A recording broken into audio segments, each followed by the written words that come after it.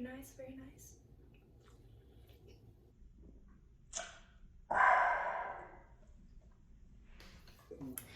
Welcome back to the Bufton Outdoor channel. Instead of Bufton bow hunting, I've been out fishing a lot, so I've changed it to Bufton Outdoors because I'm gonna do a lot of shit that's gonna be outside. So, welcome back to my channel. It's been a while, but I have been trying to upload every Tuesday. Clearly, when you're seeing this video, it's not going to be uploaded on Tuesday. I had some stuff happening last week, but now I'm back, hopefully on a regular regime.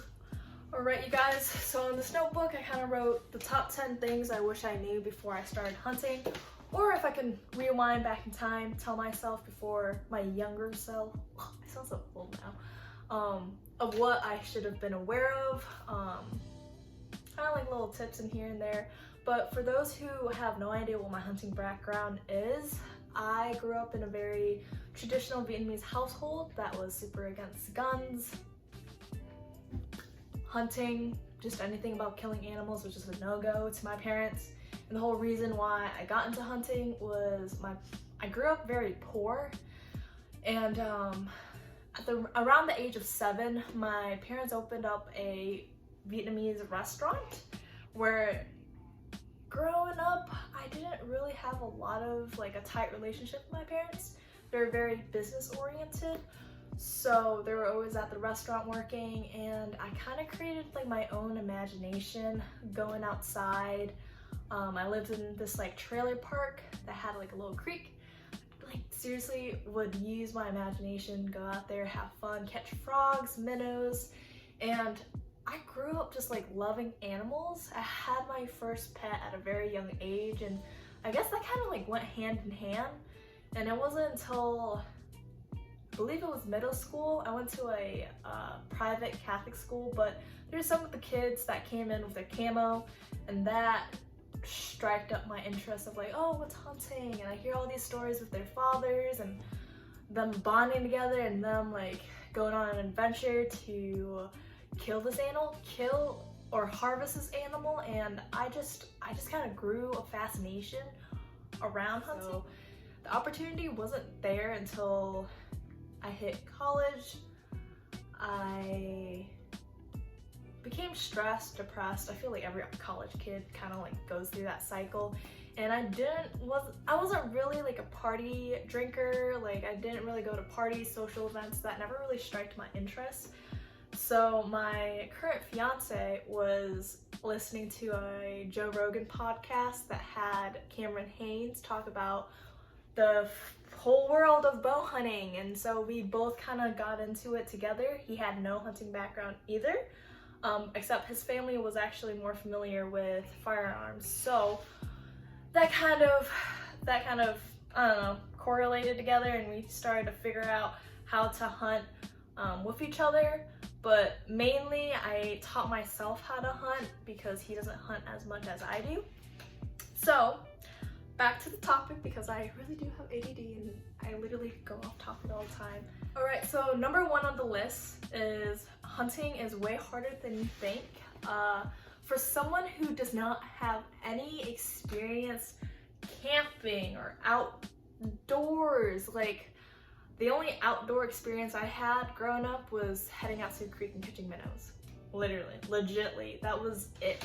So when my fiance and I went into the woods, we genuinely thought the deer would just show up, or it would just, I don't know, just pop up, like Bambi just waiting for her to be shoot. Is Bambi a guy? A girl? I don't know what Bambi's gender is, but anyways, we just thought Bambi was there just to let us shoot it. Of course, we went to a lot of public land. We didn't really know a lot of people with private land, and it's a whole process to get permission for private land. So we just kind of avoided the problem overall and went to public. But for the first time we actually stepped foot on public land, we were like, holy cow, where are all the deer? Like it was a lot of trial and error to actually figure out like, holy shit. Hunting is way harder than we expected, so yeah. Also, we didn't really take an account of scent and sound while we're hunting. Like, yeah, we're trying to be sneaky and stuff, but we really did not understand the whole system of like wind carrying your smell around the forest. We didn't understand the whole, you know, how important it was to hunt with the wind direction or be aware of where the wind is blowing because it could blow our cover. We had no idea that that was even a thing until my last turkey hunt up in Michigan. That sound gets carried through the wind. I had no idea. Like, I thought that as sneaky and as silent as you can be, the wind can carry sound. So, I mean, you learn something new every time you step out of the woods, and I'm glad I learned. I mean, I've been hunting since 2018, and yet I'm still learning today. So, along with number one, I said there's a lot of prep goes on to getting close to your game, meaning you have to set up trail cameras, you're setting up scrapes, you're setting up there's a lot of preparation in order to get close to your game. Maybe you're after a buck, or maybe you're just wanting a doe. You increase your chances of actually being able to harvest an animal when you monitor their patterns. You can't just really, it's like a luck thing too.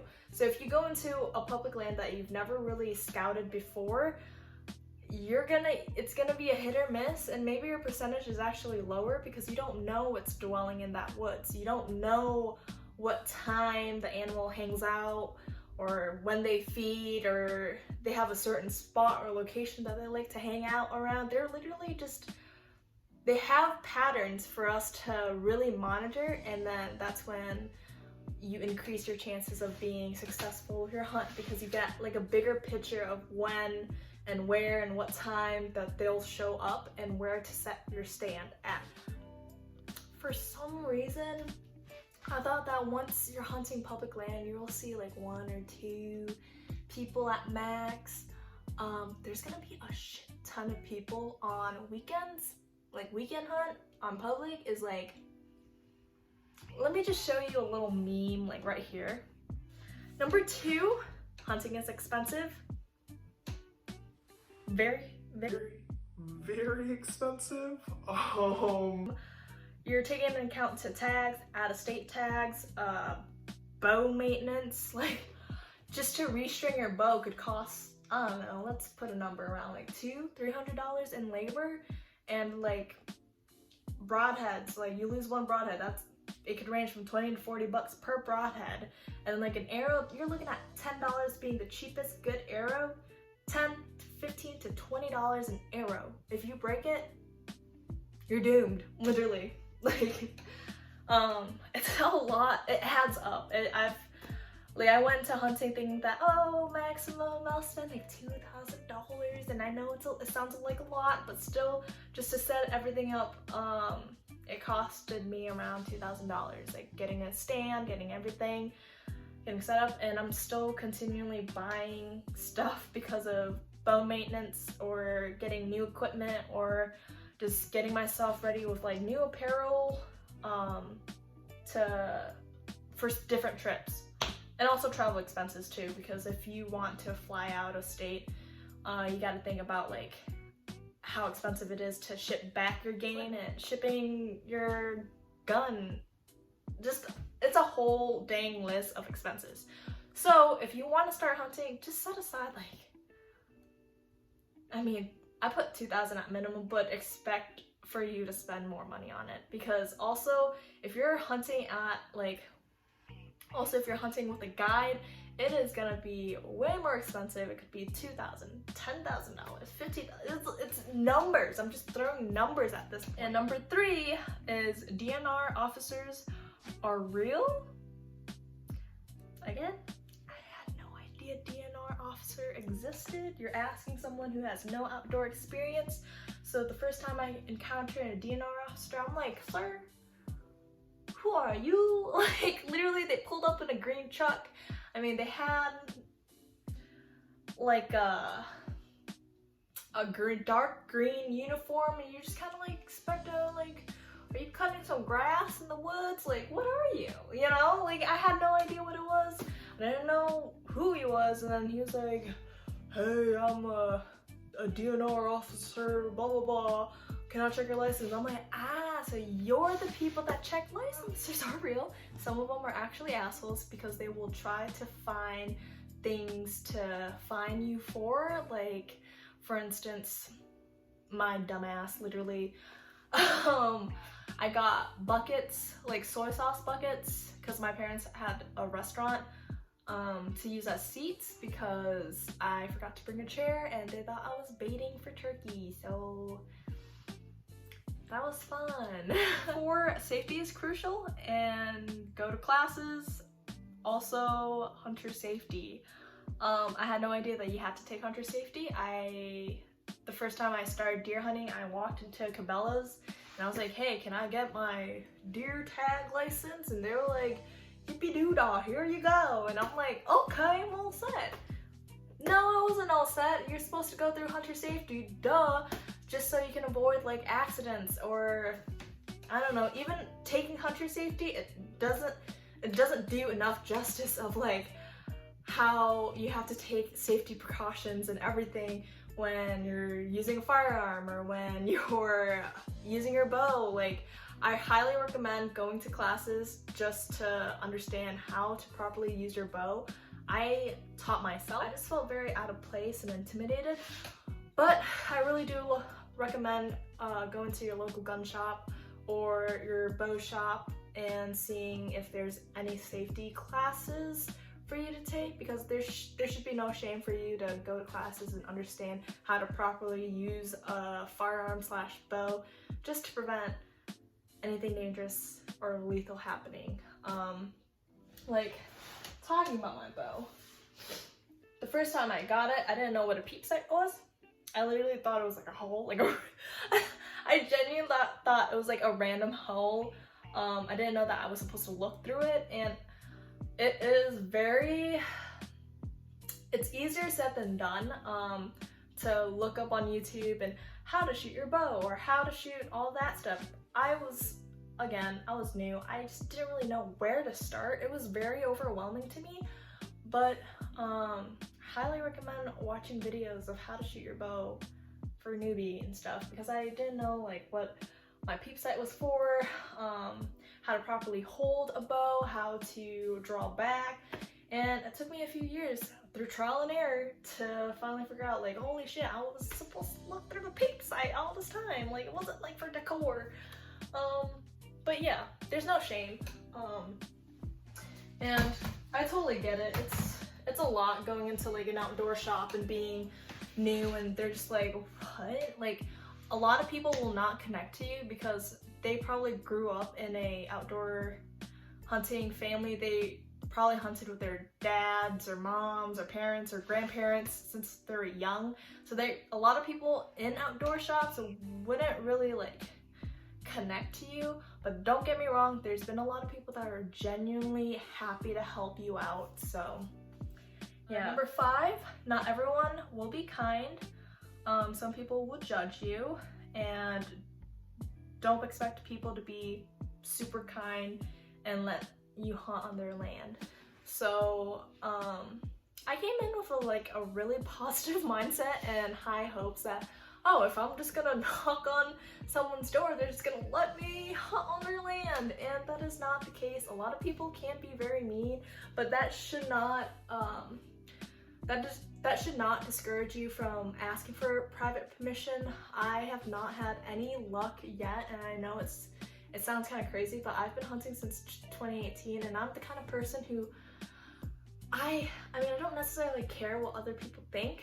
It's just a lot for me to like work up nerves to knock on someone's door that I don't really have a relationship with and ask to hunt on their land. I would rather pay someone to hunt on their land or work out a deal, but majority of the time I don't really have a lot of luck. It's been a hit or miss.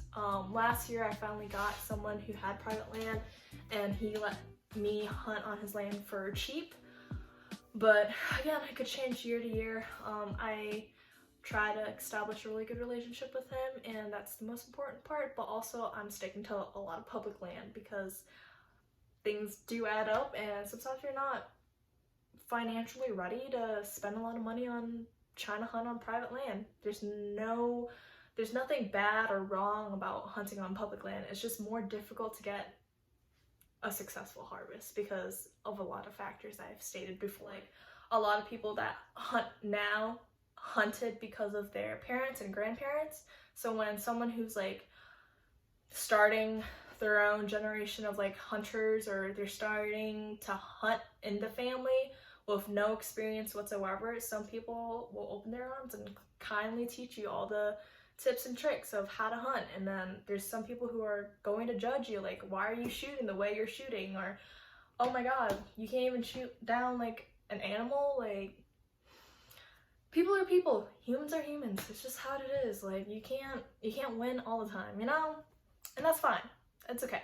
And number 6, from someone who did not camp before, bugs are horrible.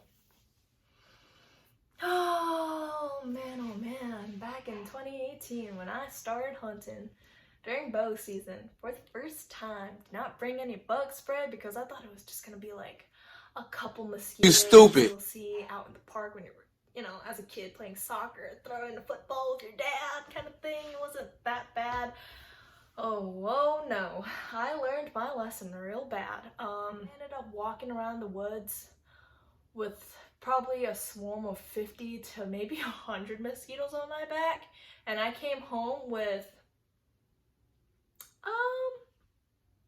my back looking like a sponge because it's like literally all, it was really bad. Let's just say that. Yeah, I've never really camped before, so I didn't really have an idea of how bad the bug situation was. Plus, taking into account of getting ticks, deer ticks specifically, that was horrifying. I hate bugs. I will forever hate bugs. I hate it with a passion. And yeah, I love hunting to a point where I don't care anymore. I try not to care, okay? I will sit in the stand and will try to not fall off the tree because there's a freaking moth trying to attack me. Like, it's crazy.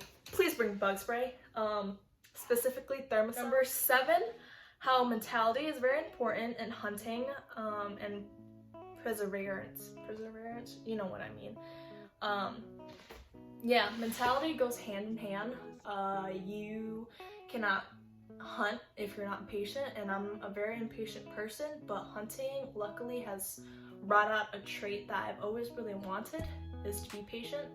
You will sit in the woods and you will not be guaranteed a harvest. You will not see anything, possibly for even 2 weeks. Like, there's so many factors that could change the animal's behavior, and you can't control that. That's out of your control. So you need to learn how to be patient and be persistent and never give up.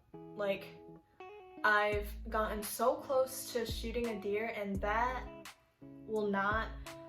couldn't have happened if I gave up the first day. Like, oh my god, like, it takes a while. And then this also applies to fishing. Sometimes it's fishing, not catching, or what was the other saying?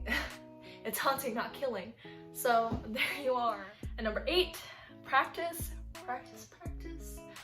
Target panic was a real thing. I didn't know that I had target panic. I really didn't understand, like, so in 2018 we hunted for maybe a week until I was like really close to shooting a buck, and I lost an opportunity. I was shaking like a leaf. I was shaking so bad. My adrenaline levels would literally hit me like that, and I was pulling back my bow and I was shaking, like literally I was like, so yeah, practice. And I feel like as of right now, after a few years of dealing with target panic, it's been really helpful just trying to like work out real quick, like maybe do a bunch of jumping jacks to get your heart rate up, practice breathing, and then shooting at the same time. And then number 9, go get like I don't know what the specific satellite GPS, like I have a Garmin Pocket GPS just in case my phone goes out of data. Again, I was new. I never camped before. I didn't know that you'd go out of service when you instantly go into the woods, because I just assumed that you'll get service anywhere. Maybe some spots were like dead zones, but like I just really never expected the woods to be a dead zone, which is really stupid of me.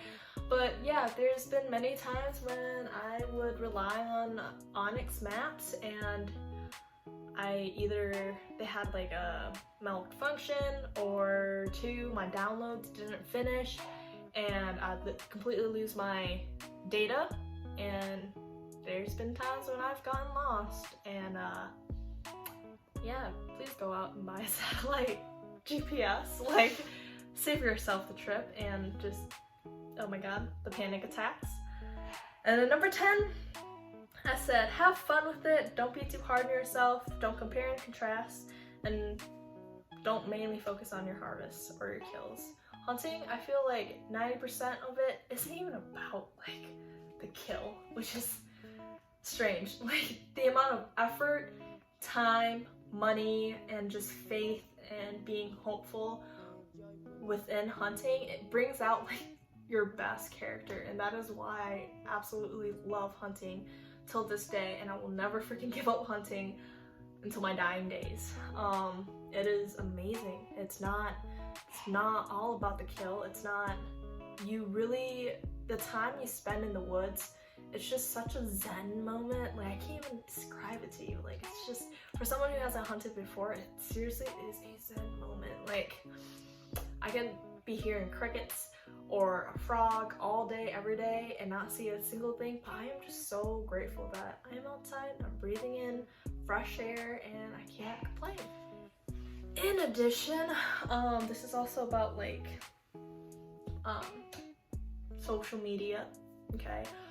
It is of human nature that we compare and contrast our lives to other people's lives, but social media doesn't really capture, like, it captures the best things of someone's life. And I mean, some people post, actually majority of the people would post like, here's my, I don't know, humongous buck, and here's this, here's that, and it's like, I truly don't, like, for anyone who's like watching this that's new, I truly don't believe that really depicts how hard hunting can be.